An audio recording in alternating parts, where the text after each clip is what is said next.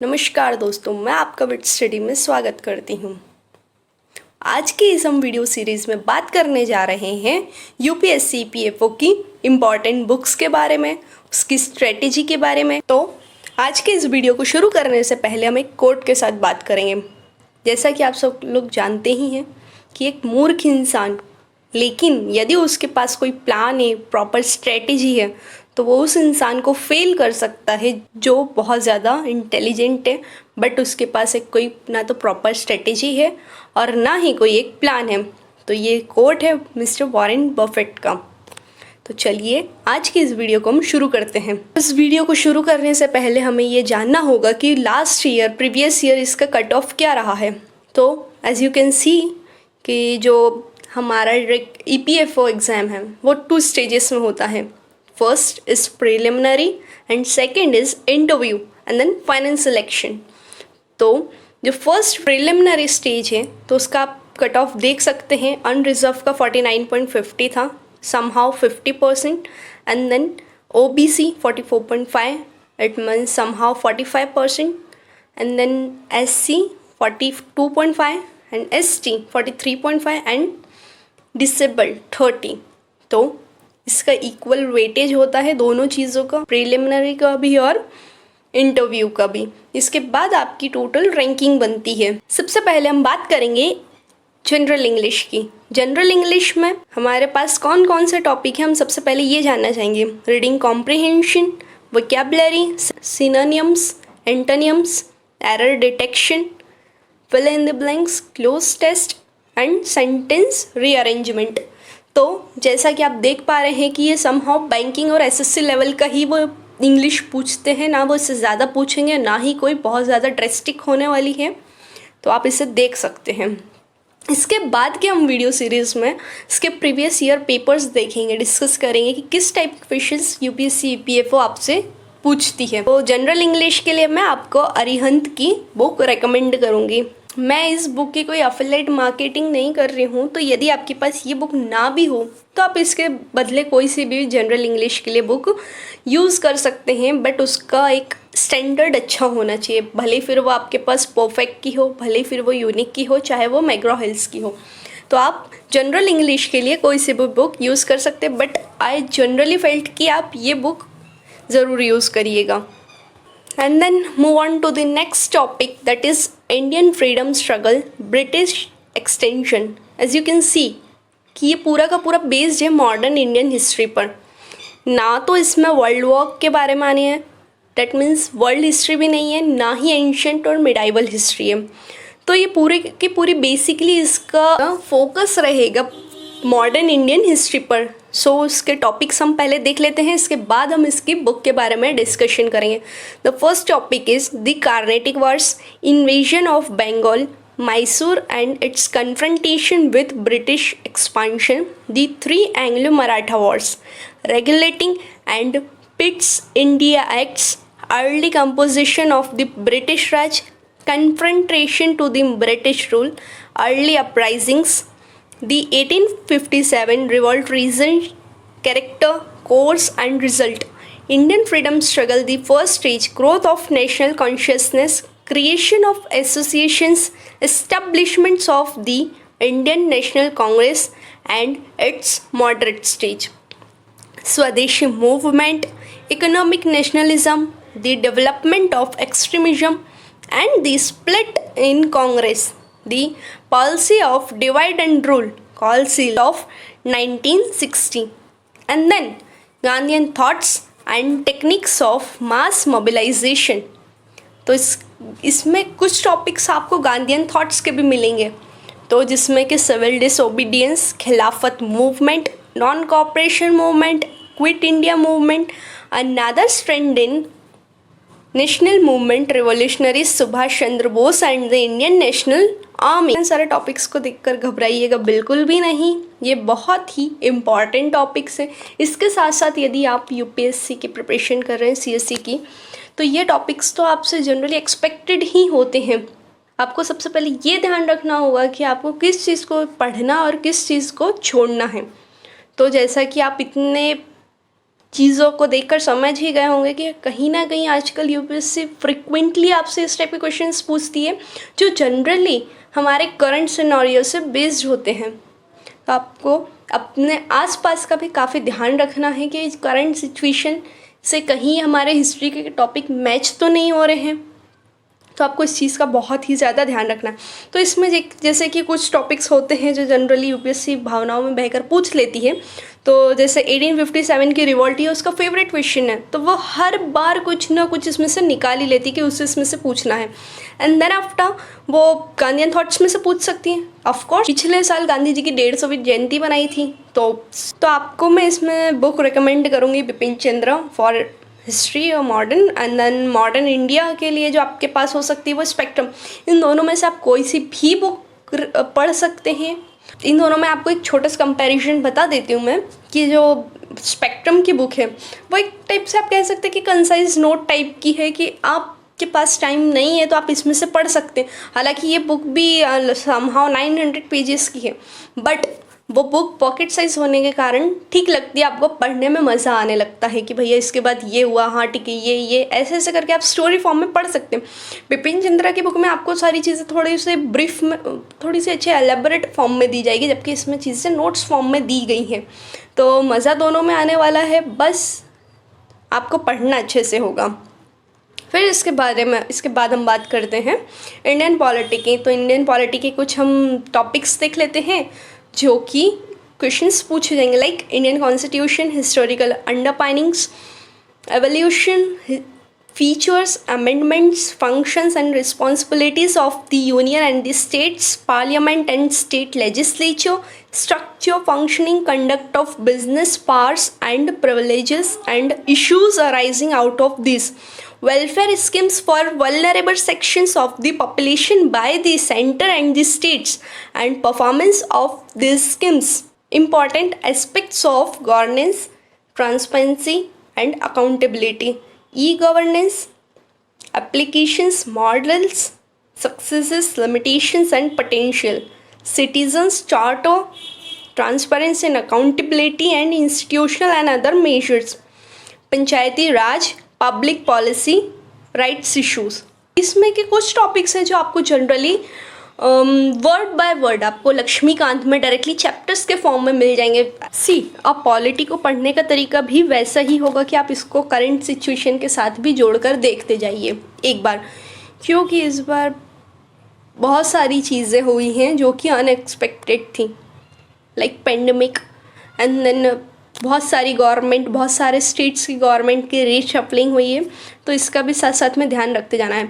और फिर पॉलिटी में एक चीज़ उन्होंने हाईलाइट नहीं, but yes it is important, like amendments. यदि इस बार कुछ अमेंडमेंट्स में, क्योंकि एग्ज़ाम 2017 के बाद 2020 में हो रही है, तो हमें ये जानना बहुत ज़रूरी होगा कि इन 3 साल के इम्पॉर्टेंट चीज़ों को भी जानना होगा कि 101 अमेंडमेंट किससे है, 102 अमेंडमेंट किससे रिलेटेड है, 103 अमेंडमेंट किससे रिलेटेड है। तो इन चीज़ों को जानना होगा, रीडिंग करनी होगी। इसके बाद पंचायती राज, पब्लिक पॉलिसी, राइट्स इश्यूज़, ये जैसा कि हर एग्जाम्स में ये टॉपिक्स इंपॉर्टेंट होते हैं क्योंकि हमारे पूरा का पूरा फाउंडेशन इन चीज़ों पर है। फिर ई गवर्नेंस, ये भी एक इम्पॉर्टेंट टॉपिक है आपको पढ़ने के लिए।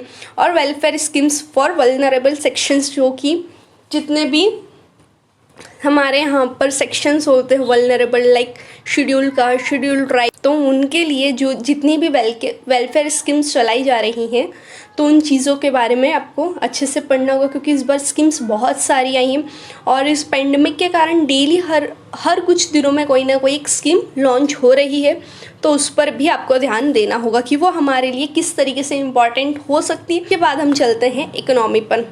इकोनॉमी भी आ रही है, तो economic growth and development, basic concept and definition of economy and economics, use and transfer of resources, distributive effects, macro and micro economic policy, macro balance, distributive impact of economic policies, inclusion, definition, relevance, types, financial inclusion, recent initiatives, fiscal policy, definition, component, receipts, revenue and capital account, फिर tax revenue और expenditure और budget, तो जैसा कि आप जानते ही हैं कि इकोनॉमी में जनरली वो आपसे यूपीएससी आपसे फ्रिक्वेंटली उस टाइप के क्वेश्चंस पूछती इकोनॉमी में जो कि करंट पर बेस्ड होते हैं।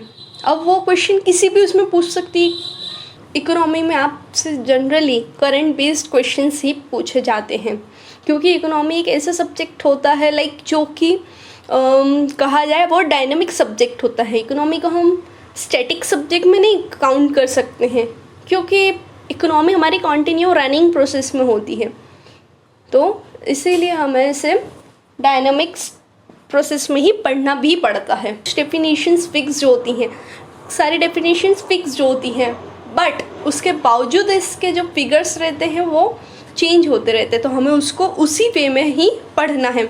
इसके बाद आता है जनरल अकाउंटिंग प्रिंसिपल्स। तो उसके टॉपिक से principles of accounting, analysing and recording transactions, adjustment and financial statements, completion of the accounting cycle, subsidiary ledgers and special journals. तो अकाउंटिंग आप लोगों के लिए हो सकता है नया सब्जेक्ट, तो जो बीकॉम वाले हैं उनके लिए नहीं होगा, बट यदि आप लोगों ने बीकॉम नहीं किया है तो ज़रूर आपके लिए, आप या फिर आपकी कॉमर्स बैकग्राउंड नहीं है तो हो सकता है आपके लिए थोड़ा सा डिफ़िकल्ट पड़े, बट इसमें आपको कोई बहुत ज़्यादा रॉकेट साइंस नहीं पढ़ना है, आपको बहुत ज़्यादा कोई किसी भी चीज़ के बारे में इन डेप्थ नहीं पढ़ना है। आपको सिर्फ एक जो होता है ऊपर ऊपर का क्रिस्प चीज़ें पढ़ना है कि इस चीज़ के लिए ये इम्पॉर्टेंट है, तो उसके टॉपिक्स आपको ये देकर ही रखें। इसके लिए मैं आपको टी.एस. गरेवाल की बुक रिकमेंड करूँगी। मैं आपके लिए इकोनॉमी की बुक बताना भूल गई हूँ, तो वो उसके लिए बुक थी, संजीव वर्मा के द्वारा लिखी गई ये बुक है। ये बुक आपके पास हो तो बहुत बढ़िया है, अदरवाइज़ रमेश सिंह भी गुड है, बट वो थोड़ी सी मोटी है, बट और आप लोगों के पास यदि नहीं है तो भी ठीक है। यदि आपके पास संजीव वर्मा है तो ये बुक थोड़ी पतली है और पॉकेट साइज़ की ही बुक है, तो इसमें खास चीज़ें देकर रखी हैं, तो आप इससे पढ़ सकते हैं। और यदि नहीं है तो फिर अगर यदि आपके पास 11th-12th की माइक्रो इकोनॉमिक्स की बुक है तो आप वो भी पढ़ सकते हैं। इन बुक्स में बेसिकली डेफिनेशंस देकर रखें चीज़ों के बारे में कि आप एक थोड़ी सी फाउंडेशन बन सके, बेसिकली आपका बेस बन सके, जिससे आपको चीज़ों को समझने में थॉरली समझ में आ जाएगा। इसके बाद हम बात करेंगे industrial relations and labour laws. तो लेबर लॉज, अब आप सोचेंगे कि ये सब्जेक्ट क्यों भाई, हम लोगों को क्यों लेबर लॉज और इंडस्ट्रियल रिलेशन पढ़ाया जा रहा है। तो ये यूपीएससी की ईपीएफओ के एग्ज़ाम है, तो आपको इंडस्ट्रीज से रिलेटेड तो आपको उनके बेसिकली एक्ट्स और एक्ट्स तो आपको पता ही होने चाहिए, रूल्स एंड रेगुलेशंस तो आपको पता ही होना चाहिए कि भैया यदि आप किसी वर्कर से इतने घंटे से ज़्यादा काम करवा रहे हैं या आप उसे मैटरनिटी बेनिफिट्स एक्ट का रेगुलेशंस का पालन नहीं कर रहे हैं और बच्चों को माइंस में काम करवा रहे हैं, उन्हें हैज़ार्डियस डेंजरस का वर्क करवाया जा रहा है उनके द्वारा उनसे, तो उस पर आपके लिए क्या फ़ाइन इम्पोज किया जा सकता है। आपको बेसिक चीज़ें पता होनी चाहिए। वो आपसे उसके बारे में सेक्शंस नहीं पूछेंगे, सेक्शंस पूछेंगे तो वो सेक्शंस में ये पूछेंगे आपसे कि ट्रेड यूनियन है सपोज, तो वो ट्रेड यूनियन को सिर्फ वर्ड दी ट्रेड यूनियन की डेफिनेशन है उसे किस सेक्शन में डिफाइन किया गया है। अब ट्रेड यूनियन में भी कुछ अप्रोप्रिएट गवर्नमेंट होती है, उसके रजिस्ट्रेशन होता है और बहुत सारी चीज़ें होती हैं, तो वो उसके बारे में कि उसका ये नहीं पूछेंगे आपके उसका रजिस्ट्रेशन में कौन से सेक्शन में डिफाइन करके रखा है। वो आपसे ये नहीं एक्सपेक्ट करेंगे आपको ये सारी चीज़ें पता हो, बस आपको सिर्फ चीज़ें पता हो कि रजिस्ट्रेशन के लिए प्रोसेस क्या होती है।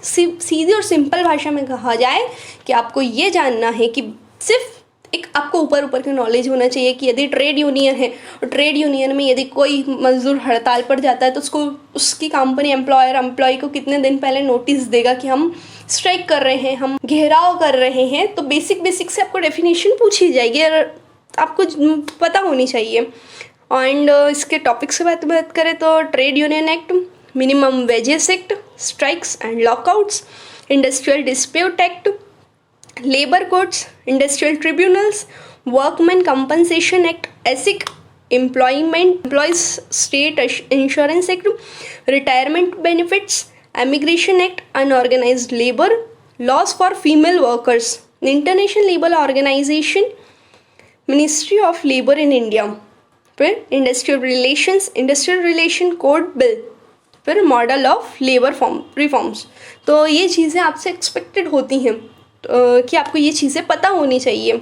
एक बीइंग एन EPF ऑफिसर, आपको ये चीज़ें पता होनी चाहिए। फिर उसके बाद चलते हैं सोशल सिक्योरिटी इन इंडिया। उसकी बुक मैं आपको एक बाद में बताऊंगी, वो उसकी बुक कौन सी आपके लिए इंपॉर्टेंट है। तो social security in India, what is social security, history और social security in India. Social security के बारे में कॉन्स्टिट्यूशनल प्रोविजन, सोशल सिक्योरिटी की schemes for organise sector, new social security schemes launch covering social insurance like pensions, health insurance and medical benefit, disability benefit, maternity benefit, gratuity, employees provident fund organization and the employees state insurance corporation। सी आपने एसिक के बारे में ऊपर भी पढ़ा है और एसिक के बारे में अब आप नीचे भी पढ़ रहे, तो मतलब कहीं ना कहीं ये चीज़ इंपॉर्टेंट है। तो social security in the context of the labour, कि भैया लेबर के लिए क्या सोशल सिक्योरिटीज़ हैं। तो पार्ट 4 में जो DPSP देकर रखे हैं, तो उस पार्ट 4 में आपसे आप किन चीज़ों को कोरिलेट कर पा रहे हैं, टॉपिक्स वही हैं जो कि हमने पॉलिटी में भी देखे, जो हमने लेबर लॉ में भी देखे और जो हम सोशल सिक्योरिटी में भी देख रहे हैं। मतलब हमारे पास सिलेबस बहुत लिमिटेड है, बस टॉपिक को उन्होंने एलिब्रेट कर दिया, जो हमारे लिए कहीं ना कहीं एक एडवांटेज के फॉर्म में प्रूफ होगा। सी इसके बाद चलते हैं difference between organised and unorganised sectors, social security laws in India, employees state insurance act. Again this is third time, so somehow it is important. फिर EPFO, employees provident fund act 1952, workman compensation act. यहाँ पर वो आपको एक ही चीज़ बोल रहे हैं कि भैया इसमें से ज़रूर पढ़ो, क्योंकि आपको ये चीज़ पता होनी चाहिए, आपको इसमें से आना चाहिए कि वर्कमैन को क्या कंपनसेशन मिलेगा। अगर कोई महिला वहाँ पर काम कर रही है तो उसके लिए अगर वो प्रेग्नेंट हो जाती है तो कौन सी बेनिफिट मिलेंगे उसे, कितने दिन पहले उससे छुट्टी मिल जाएगी और वो भी पेएबल छुट्टी होगी। पेमेंट ऑफ ग्रेचुइटी, यदि आप रिटायर्ड होते हैं तो उसके बाद आपको क्या क्या चीज़ें मिलेंगी। Social security in India different from developed nation और प्रोविडेंट फंड, ये चीज़ें भी आपको पता होनी चाहिए।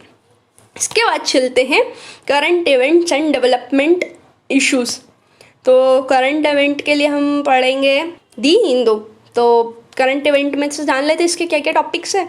तो current event refers to the daily current affairs that are important from exam point of view. सी वो ही करंट अफेयर पढ़े जो कि एग्जाम पॉइंट ऑफ व्यू से इम्पॉर्टेंट है, अननेसेसरीली कुछ ना पढ़ें। Developmental issues confined to the schemes and laws made public by the government to maintain the decorum and for the ease of run of the constitution। Developmental issues को पढ़े आप कि हम किस तरीके से अपने डेवलपमेंट इश्यूज को सॉल्व कर सकते हैं। सी यहाँ पर आपका एक व्यू ओपिनियन बनना चाहिए। फिर development issues also cover the योजनाs revealed by the government for the betterment of the public। Again this is the second time here which is show that कि आप सिर्फ योजना दैट मीन्स स्कीम्स पढ़ें जो कि गवर्नमेंट ने बनाई हैं for the betterment of public. ऊपर देकर रखा था कि फॉर दी वल्नरेबल सेक्शंस के लिए जो वेलफेयर स्कीम्स चलाई जा रही हैं वो पढ़ें। तो अब आपको जानना है कि आपको क्या पढ़ना है क्या नहीं पढ़ना है, ये सारी चीज़ें आपको पता चल गई। इसके लिए मैं आपको बुक रिकमेंड करूँगी, EPFO की एक आती है चौधरी पब्लिकेशंस की। ये बुक आपके लिए बहुत अच्छी साबित होगी क्योंकि ये बहुत कंसाइज और क्रिस्प नोट्स देकर रखे हैं जिन्होंने भी इसे बनाया है। तो इसमें आपके कई सारे टॉपिक्स कवर हो जाएंगे like industrial relation, labour laws, accounting, auditing and social security, computer, और कुछ इसमें प्रीवियस ईयर के क्वेश्चन पेपर भी देकर रखे हैं और कुछ स्कीम्स के बारे में भी लास्ट में उन्होंने डिफाइन करके रखा है कि ये इंपॉर्टेंट स्कीम्स है। और इसकी बुक भी मार्केट में आ चुकी है तो आप इसे पढ़ सकते हैं, परचेज़ कर सकते हैं और ये बहुत महंगी भी बुक नहीं है, अफोर्डेबल है, तो आप इसे पढ़ सकते हैं। और ये आपके पास एक सबसे अच्छा और वो भी एक बहुत अच्छी गवर्नमेंट एग्ज़ाम को ग्रैब कर सकें। फिर उसके बाद है आपके पास general science and knowledge of computer application. तो general science as you all know physics, chemistry, maths, physics, chemistry, biology. तो बच्चे को पता फिजिक्स में ऐसा यूनिट्स पूछी जाएगी, motion, sound, light, wave, energy, electricity, this 7 are the topics. ऐसा यूनिट्स पूछी जाएगी। तो न्यूटन किसके सही, फोर्स के ऐसा यूनिट क्या है, वर्क की ऐसा यूनिट क्या है, this is all are the expected. फिर जनरल साइंस की chemistry, chemical properties of substance and their uses, chemical name of important substance like POP, plaster of Paris, chemical change and physical change, properties of gases, surface chemistry, chemistry in everyday life, daily science। तो chemistry में आपसे general बहुत छोटी छोटी बच्चों वाली चीज़ें पूछी जाएगी। फिर उसके बाद आता है biology. Biology, important interesting facts about human body parts, nutrition in animals and plants, disease and their causes like bacteria, life science.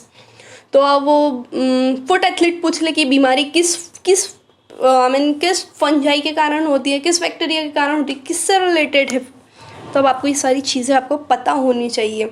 और उन्होंने पहले बोल दिया है कि हम इम्पॉर्टेंट और इंटरेस्टिंग फैक्ट पूछेंगे ह्यूमन बॉडी पार्ट्स के बारे में, तो आपको ये पता होना चाहिए। तो अब यदि जनरल साइंस का ट्रेंड देखा जाए तो वो कुछ टाइम से देखा जा रहा है कि बायोलॉजी से सब ज़्यादा पूछते हैं, क्योंकि बायोलॉजी में क्या होता है, ऐसा यूनिट्स हर कोई याद कर लेगा, केमिकल चेंजेस, प्रॉपर्टीज़ हर किसी को याद हो जाती। बट बायोलॉजी का एक साथ प्रॉब्लम ये है कि इसमें कुछ ऐसे नेम्स होते हैं, लाइक बहुत अमेजिंग नेम्स होते हैं, तो जिन्हें हमें याद रखने में थोड़ी प्रॉब्लम होती हैं। तो वो हमारे साथ बस वही गेम खेलती है जैसे कि भैया आपको ये चीज़ें याद होती भी हैं या नहीं होती है।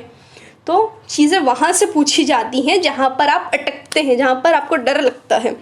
तो आप मेरे ख्याल से बायोलॉजी को बहुत अच्छे से पढ़िए, और आपको इसके लिए पता ही है कि आपके पास लूसेंट है, तो बस इसमें से बिल्कुल अच्छे से रट लीजिए। इसका जो भी एक शब्द आपसे कोई अगर नींद में भी उठाकर पूछे तो आपको याद होना चाहिए। फिर इसके बाद आता है computer applications, operating system, DBMS, data structure, computer network, input output devices, computer organisation, internet, MS office. इसमें आपको ये चीज़ें सुनने में थोड़ा अजीब लग रही होगी कि भैया डेटा कंप्यूटर एप्लीकेशंस में क्या क्या पूछ लिया गया, हमको तो MS वर्ड, MS ऑफिस ये वाली चीज़ें आती हैं। तो आप भाई साहब ट्रेंड तो चेंज हो गया बॉस, और आपको तरीका बदलना होगा अपने पढ़ने का। पानी अब हैंडपम्प या नल में से नहीं मिलेगा, अब आपको अपना कुआं खुद ही खोदना पड़ेगा। तो इसके लिए अब आपको कंप्यूटर एप्लीकेशन के लिए एक अच्छी बुक आती है, अरिहंत की बुक, वो इसमें मैं मेंशन करना भूल गई हूँ। तो कंप्यूटर एप्लीकेशन के आप लोगों को अरिहंत की बुक अच्छी है, मतलब उसमें आपको चीज़ें अच्छे फॉर्म में मिल जाएंगी, तो आप उसको पढ़ सकते हैं। तो जैसे कि TCP/IP मॉडल होता है, OSI मॉडल होता है जो कि ये कंप्यूटर ऑर्गेनाइजेशन का पार्ट होता है, तो आप इसे अच्छे से पढ़िए। और कंप्यूटर एप्लीकेशन में साथ साथ में आप जो इसमें इनोवेशंस हो रहे हैं, न्यू टेक्नोलॉजी आ रही है, तो आप उसे भी अच्छे से ध्यान में रख कर पढ़िए। इसके बाद आता है general mental ability and quantitative aptitude. General mental ability में सेटिंग अरेंजमेंट, रीजनिंग आ रही है इन शॉर्ट। तो seating arrangement, series, blood relations, direction, syllogism, seating arrangement, puzzle test, statement and conclusion, statement and inference, data sufficiency, इस type के question आएंगे।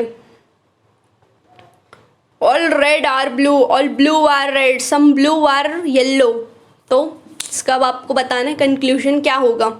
इस type के क्वेश्चंस आएंगे। इस टाइप के क्वेश्चन फ्रिक्वेंटली पूछे जाते हैं, तो आप इस टाइप के क्वेश्चंस की अच्छी प्रैक्टिस करें। और क्वांट यदि आपको लगता है कि आपका बहुत अच्छा है तो इसे सिर्फ एग्ज़ाम टाइम पर ही प्रिपेयर करें। और इसके लिए मैं आपको सजेस्ट करूँगी कि आप NDA के प्रीवियस ईयर के क्वेश्चंस उठा कर देखिए, एक इसके लिए और एक इंग्लिश के लिए, क्योंकि उसमें से क्वेश्चंस आने की चांसेस बढ़ जाते हैं। तो मेरा मानना है कि आप उसके लिए वो पढ़ सकते हैं। देन उसके बाद quantitative aptitude, maths, number system, algebra, HCF and LCM average, mixture and allegation, ratio and proportion, quadratic equation, partnership, percentage, simple interest, compound interest, profit and loss, time and work, time, speed and distance, problems based on edges, calendar and clock, probability, permutations and combination. तो इसके important जो topic लगे वो मैंने highlight कर दिया, like HCF and LCM, averages, compound interest, profit and loss. वैसे इसके कुछ टॉपिक, इसके ऑलमोस्ट सभी टॉपिक इंपॉर्टेंट लगते हैं, तो आप लोग सबकी प्रैक्टिस कीजिए। बट मेरा मानना है कि आप इन टॉपिक्स पर अच्छे से फोकस करिए, क्योंकि ये टॉपिक सिंपल भी हैं और इनको करने में आपको मज़ा भी आएगा। और फिर इसके लिए मैं आपको बुक रिकमेंड करूँगी RS अग्रवाल, जो कि ऑलमोस्ट सभी के पास होती, भैया हर किसी के पास होती, क्योंकि UPSC भी हमसे पूछती है, तो हमारे पास सभी के पास RS अग्रवाल तो होती ही है। तो मुझे आशा है कि आपको मेरा समझाया हुआ समझ में आएगा और ये वीडियो आपको बहुत हेल्पफुल साबित होगा। So thank you so much guys for listening me.